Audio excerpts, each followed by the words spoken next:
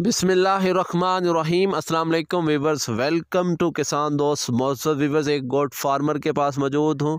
गोट farming के हवाले से आज फिर आपके साथ इंफॉर्मेशन शेयर करूँगा। तो गोट फार्मिंग के हवाले से वीडियो नहायत ही मुफीद और मालूमाती है। आपसे करता हूँ रिक्वेस्ट, एंड तक ज़रूर देखिएगा, आपको फ़ायदा ज़रूर होगा। तो चलें गोट के ओनर से करते हैं गुफ्तगू।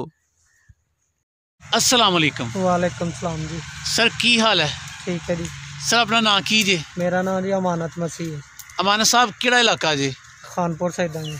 अमानत साहब बकरियां दा कारोबार किन्ने सालों तो पे करदे हो? तकरीबन 14 साल हो गए। 14 सालों का अरसा किंज दा गुजरिया है? ठीक ही गुजरिया जी। अपने कारोबार ते खुश हो? हाँ जी, अच्छा, शुक्र है खुदा दा। माशाअल्लाह।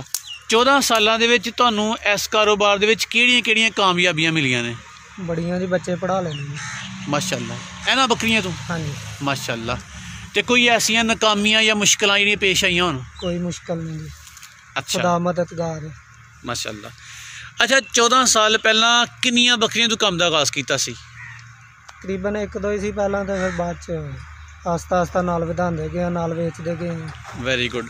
अच्छा, वधान दा तरीका की सी? घरों ब्रीड पैदा करते रहे हो कि बाहरों लैंदे रहे हो? बाहरों लेंदे। बाहरों कित्थों लैंदे रहे हो? हाँ जी, कोई जड़ी चंगी लभी है ले लेंदे सा। अच्छा, पाकिस्तान दे विच बकरियां दी बेशुमार किस्मां पाईयां जांदियां ने जी। तुहाडी फेवरेट पसंदीदा किस्म किहड़ी है? पसंद ते दोगली जड़ी जे बकरी यही अच्छी है। अच्छा, दोगली तुहाडे नज़दीक बेहतरीन है? हाँ जी। अच्छा, दोगली दियां की खूबियां ने, क्या बेहतरीन है? ये हर पट्ठा खा लेंदियां ने, बीमारी घट आउंदी है इन्हां नूं। जी। ते जेड़ा होर इलाके चों लियाइए तो फिर वो ज़ाहिर है बीमार हो जांदियां ने। अच्छा, जिहड़ी दूसरे इलाके विचों लैके आईए, फर्ज करो राजनपुरी या कोई होर नस्ल दी बकरी, उन्होंने फिर इस इलाके विच आके किहड़ियां मसलियां दा सामना करना पैंदा है? ज़ाहिर है जी, ओहदे तो बीमारियां होंदियां ने, फिर जी हमला करदियां ने, फिर उन्हां नूं ज़रा कोई दवाई शवाई देनी पैंदी है, जी। तो फिर वो ठीक हो जांदियां ने। अच्छा, तुहाडे 14 सालां दे तजर्बे विच बकरियां नूं किहड़ियां बीमारियां लगदियां ने? ज़्यादा तो जड़ा जे ना इन्हां नूं पेचस ही लगदे ने। ठीक। ਉਹਦੇ ਤੋਂ ਫਿਰ ਇਹਨਾਂ ਦਾ ਮੈਦਾ ਖਰਾਬ ਹੋ ਜਾਂਦਾ। अच्छा, पेचस लगते हैं, फिर मैदा खराब हो जाता है। तो जो यह मसला होंदा है तो फिर करदे की हो? ਅਸੀਂ ਤੇ ਫਿਰ ਜਿਹੜਾ ਜੇ ਨਾ ਪਿਆਨੇ ਆ ਉਹਨਾਂ ਨੂੰ ਕਾਵਾ ਸ਼ਾਵਾ ਬਣਾ ਕੇ ਨਾ। अच्छा, कावे दी जरा इन्फॉर्मेशन दो कि कावे विच की पा के कावा बनाते हो? ਅਸੀਂ ਤੇ ਜਿਹੜਾ ਜੇ ਜਵੈਨ ਤੇ सौंफ ਤੇ पत्ती ठीक पा के ते दे दईदा। ते किन्ने क फीसद है नुस्खा कामयाब है? ਤੇ ਬਹੁਤ ਅੱਛਾ ਜੀ ਇਹ ਨੁਕਸਾਨ मतलब ਇਹ ਨਾਲ ਗਰੰਟੀ ਨਾਲ ਆਰਾਮ ਆ ਜਾਂਦਾ ਕਿ ਕਦੇ ਆਰਾਮ ਆਉਂਦਾ ਕਦੇ ਆਰਾਮ ਨਹੀਂ ਆ ਆਉਂਦਾ? ਜਾਂਦਾ ਜੀ। ਠੀਕ। ਤੇ ਇਹ ਕਾਵਾ ਕਿੰਨੇ ਕ ਦਿਨ ਦਿੰਦੇ ਹੋ? 2-3 ਦਿਨ ਹੀ ਦੇਈਦਾ ਬਸ। 2-3 ਦਿਨ। ਇਹਦੇ ਇਲਾਵਾ ਬੱਕਰੀਆਂ ਦੇ ਅਕਸਰ ਫਾਰਮਰ ਕਹਿੰਦੇ ਨੇ ਕਿ ਬੱਕਰੀਆਂ ਦੇ ਬੱਚੜੇ ਮਰਦੇ ਬੜੇ ਨੇ, ਉਹ ਕਿਉਂ ਮਰਦੇ ਨੇ? ਮਰਦੇ ਨੇ ਆਪਣੀ ਕਮਜ਼ੋਰੀ ਨਾਲ ਜੀ।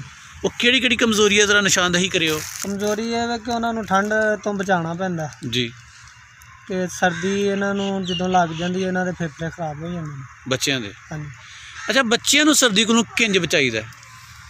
ਮੈਂ ਤੇ ਭਾਈ ਸਾਹਿਬ ਕਿ ਆਪਣੇ ਨਾਲ ਵੀ ਸਰਦੀਆਂ 'ਚ ਸੂਈਆਂ ਨੇ ਤੇ ਆਪਣੇ ਨਾਲ ਇਹਨਾਂ ਨੂੰ ਸਵਾਇਆ। ਜ਼ਬਰਦਸਤ। ਬੱਕਰੀਆਂ ਨੂੰ ਨਾਲ ਸਵਾਲ ਦੇ, ਬੱਕਰੀਆਂ ਦੇ ਬੱਚਿਆਂ ਨੂੰ ਯਾਰ ਜਦੋਂ ਇਹਨਾਂ ਕਮਾਲ ਨੇ ਮਿਆਂਕਣਾ ਹਿੱਲਣਾ, ਮੈਂ ਉੱਠ ਕੇ ਇਹਨਾਂ ਨੂੰ पेशाब कराया। माशाल्लाह, ये बड़ी ही मुनफरद और सबसे बाइसे पसंद मेरे लिए बात है कि पहला फार्मर कह रहा है कि बकरियों के बच्चों को बचाने के लिए मैं अपने साथ सुलाता हूँ। ठीक।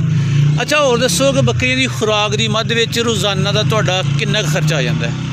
खर्चा भाजी कोई नहीं एडा कि मैं तो इंजी फेर फूर के तो इन्हों करना गुजारा। सिर्फ फेरा चोरा चुगाई कराते हो? पट्ठे छट्टे कोई नहीं रहे? पट्ठे जड़े नवे लियाते ने इन्हों फिर आपू लईदा। Very good. किन्नियां बकरियां जी इस टाइम? इस टाइम 18 जे। केड़ी नस्ल दियां? केड़ी नस्ल दियां? राजनपुरी भी जे, दोगलियां भी, देसी भी विच मिक्स ही है। ठीक है। इन्हां वास्ते कोई शेड वगैरह, फार्म वगैरह, जगह वगैरह बनाई जे? नहीं, ते घर ही मतलब कि बनाया एक साइड ते ना जी, अगे बना के दीवार ला के ते नाल ही एक खिड़का जा ला दिता, एक नाल कमरा बना दिता है। ठीक है। तुहाडे ख्याल वास्ते विच इन्हां वास्ते चंगा मौसम सर्दियां हुंदा या गर्मियां दा हुंदा? गर्मियां दा। सर्दियां विच हिफाजत बहुत ही करनी पैंदी है। ठीक। अच्छा, यह दसो कि सवेर किन्ने बजे इन्हां नूं चराई से कड्ढदे हो ते किन्ने बजे घर लैके जांदे हो वापस? मैं असल च लेट ही इन्हां नूं खोलदा जे जी। ਟਾਈਮ ਦਈਏ ਤੇ ਜ਼ਿਆਦਾ ਇਹਨਾਂ ਨੂੰ ਸਾਰੀ ਦਿਹਾੜੀ ਦਈਏ ਤੇ ਫਿਰ ਤੇ ਜ਼ਾਹਿਰ ਸਿਹਤ ਅੱਛੀ ਹੋ ਜਾਂਦੀ ਹੈ। ਰਾਤ ਨੂੰ ਕੁਛ ਨਹੀਂ ਪਾਉਂਦੇ? ਰਾਤ ਨੂੰ ਕੋਈ ਨਹੀਂ ਜਾਂਦੀ ਇਕੱਲੇ ਚਰਾਉਂਦੇ ਹੋ? ਜੀ। ਖਰਚਾ ਕੋਈ ਨਹੀਂ ਆਉਂਦਾ? ਖਰਚਾ ਕੋਈ ਨਹੀਂ। ਅੱਛਾ, ਰੋਜ਼ਾਨਾ ਦਾ ਅਗਰ ਬੰਦੇ ਕੋਲ ਮਹੀਨੇ ਬਾਅਦ ਪੈਸੇ ਆਉਣ ਜਾਂ ਸੁਬਾਹ ਸ਼ਾਮ ਪੈਸੇ ਆਉਣ ਤੇ ਬੰਦੇ ਦੇ ਘਰ ਚੱਲਦਾ ਹੈ। ਜੀ। ਬੱਕਰੀਆਂ ਦੀ ਕੀ ਐਵਰੇਜ ਹੈ? ਕਿੰਨੀ ਦੇਰ ਬਾਅਦ ਬੱਕਰੀਆਂ ਕੋਲ ਪੈਸੇ ਲੈ ਕੇ ਤੇ ਤੁਸੀਂ ਘਰ ਦਾ ਕਾਰੋਬਾਰ ਚਲਾਉਂਦੇ ਹੋ?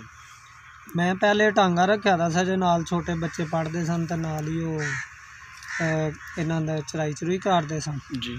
ਬਾਅਦ 'ਚ ਫਿਰ ਉਹ ਜਦੋਂ ਹੁਣ BSc ਕਰ ਰਿਹਾ ਬੱਚਾ ਛੋਟਾ, ਮਾਸ਼ਾਅੱਲਾ BSc ਕਰਦਾ ਪਿਆ, ਜੀ।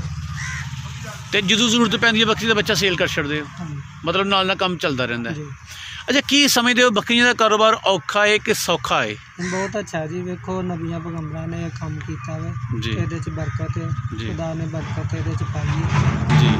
ਤੇ ਨੇਕ ਨੀਤੀ ਨਾਲ ਕੰਮ ਕਰੀਏ ਤਾਂ ਖੁਦਾ ਬਰਕਤ ਦੇਵੇ। ਬੇਸ਼ੁਮਾਰ ਲੋਕ ਦੁਨੀਆ ਤੋਂ ਤੁਹਾਨੂੰ ਵੇਖਦੇ ਪਏ ਨੇ, ਉਹਨਾਂ ਨੂੰ ਤੁਸੀਂ ਬੱਕਰੀਆਂ ਦੀ ਫਾਰਮਿੰਗ ਦੇ ਹਵਾਲੇ ਨਾਲ ਕੀ ਮਸ਼ਵਰਾ ਦੇਣਾ ਪਸੰਦ ਕਰੋਗੇ? ਵੇਖੋ ਕੰਮ ਤਾਂ ਬਹੁਤ ਅੱਛਾ ਜੀ। ਜੀ। ਕੰਮ ਇਹਦੇ ਨਾਲ ਦਾ ਕੋਈ ਵੀ ਨਹੀਂ ਮੈਂ ਸਮਝਦਾ ਕਿ ਕੋਈ ਵੀ ਕੰਮ ਹੈ। ਮਾਸ਼ਾਅੱਲਾ, ਕਰਨਾ ਚਾਹੀਦਾ, ਚੰਗਾ ਕੰਮ ਹੈ। ਹਾਂਜੀ। ਠੀਕ ਹੈ ਸਰ, ਤੁਸੀਂ ਬੜੀ ਸੋਹਣੀਆਂ ਗੱਲਾਂ ਥੋੜ੍ਹੇ ਜਿਹੇ ਵਕਤ ਦੇ ਵਿੱਚ ਸਾਡੇ ਨਾਲ ਸ਼ੇਅਰ ਕੀਤੀਆਂ ਨੇ। ਤੁਹਾਡੀ ਵਾਹ ਵਾਹ ਸਾਰੀ ਮਿਹਰਬਾਨੀ।